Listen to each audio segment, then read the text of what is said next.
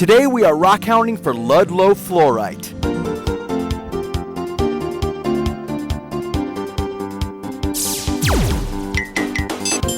Pretty cool. Okay, it is an early morning in the Mojave Desert, and we're going to climb up that mountain to try and look for fluorite crystals. However, I'm already on this path up, and I'm not finding too much. I'm finding a little bit of calcite right here, which is fine, but also not quite what we're looking for. So usually as you're approaching your rockhounding destination, especially if you're walking through a wash like I am here, you should be able to see some signs on the path of the rock that you're looking for, because hopefully a couple chips have washed down from the mountain. If you're not seeing signs of the rock that you're looking for, which is the case for me right now, one of two things has happened. Either number one, the gemstone that you're looking for, the crystals are so tightly packed that we're gonna have to dig by the time we get there, or number two, what you're looking for is not there, which I find is the case like 9 times out of 10, so wish me luck. Alright, this got me a little bit worried, but if nothing else, it's going to be a great hike. Okay, so all the way up there on the mountain, that looks like some signs of digging up there. That's where I'm going to look. I'm finding a little bit of chalcedony crust on rocks. That's kind of promising. Really, any form of mineralization is a good sign, is what I always say. And one thing you might notice is that I am attempting this hike very early in the morning, as you can tell from the light. I think this is 6 a.m., which probably isn't the most ideal time to go rockhounding because the shadow from the sun can sometimes impair your vision. Alright, we're halfway up the mountain and we found quartz. There's a little bit more. There's a little bit of smoky quartz, which is okay, but again, not the best sign if we're looking for fluorite. Quartz, that's something, but the bar is so low right now. But that's okay, I have to remind myself that I'm not actually at the coordinates yet. And as I get higher up this hill, I find my first sign of fluorite. There's a little bit of green in there, and it looks like it's growing along seams. And there's a few more nuggets around that seam, but they seem a little bleached out. Okay, there's a little bit of green in there. Can you see that small bit of color right in the middle there? Fluorite comes in all different colors. Green is probably the most common. Blue and yellow are probably the more rare varieties. And if my eyes are not deceiving me, I think I may have found my first little bit of yellow fluorite right here. Is this yellow or just a trick of the light? And that's the tricky part about rockhounding so early in the morning. The shadows that the sun casts messes with your perception of everything, and it makes things difficult to spot. But you want to go rockhounding in the early morning because it's not as hot.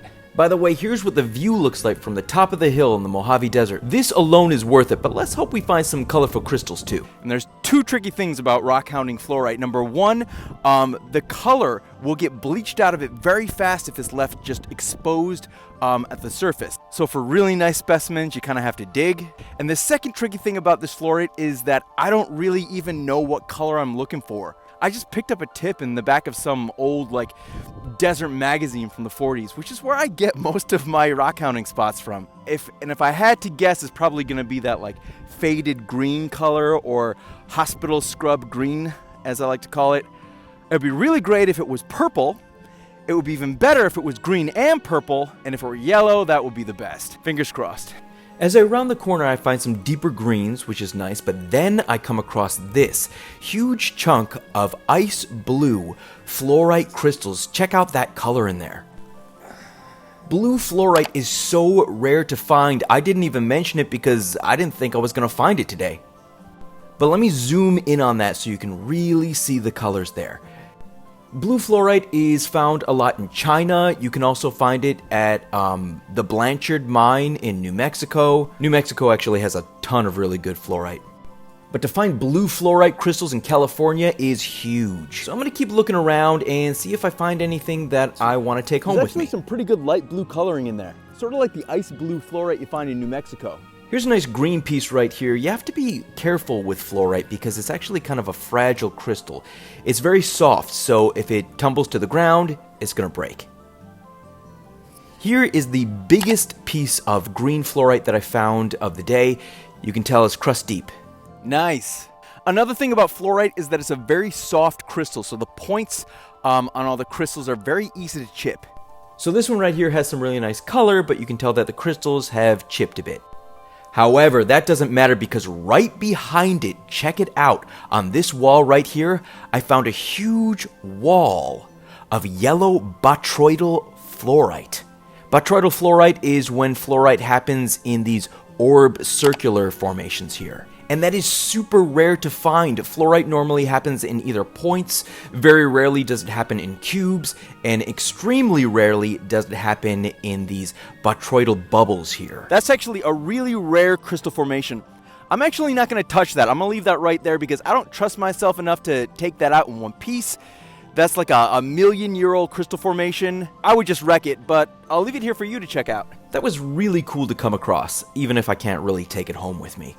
But I think I do want to take something home with me, so it's time to start looking around and seeing what could be added to my collection. I like this green one right here, and I really like this huge boulder of blue. You can see in the pockets there, that blue fluorite, that's what we came for. Alright, so I actually found two that I'm going to take home with me. This one right here, because it's got some nice color and it's nice and compact. And this giant thing right here, because when you do a close-up, I think some of that fluorite turns a little blue, a little aqua. We're going to take this home, clean it up, cut it in half, and see what we got. So that is some extremely good luck that I came across right here to find some blue fluorite crystals in California. And on my way down, I found a little chunk at the bottom which might actually have some purple in it, and I'm gonna have to pick that out. And you can tell this is why I don't like to chip rocks out, because I am not good at it and I oftentimes break them. Then at the end I found a small bit of that botryoidal bubbly fluorite that I can take home with me. By the way, I keep forgetting to mention this in my YouTube videos. If you enjoy this kind of content, please like and subscribe. I'm doing this all the time. It's great to have you along with me. I'm also coming across the last couple veins of fluorite as I come down this hill, and maybe you would like to know the location for where I'm at. So let me share that with you now. What you're going to do is go into your Google Maps and go to Ludlow, California. There's a giant L on the hill outside of town, and just to the left of the L is where you're going to find it. So there's another more famous fluorite deposit close by up the road at Afton Canyon, but I think this one's easier. This is just like a 20-minute hike up the hill from where I parked my car on the side of the road, and not a lot of people know about it. Fluorite crystals. Pretty cool.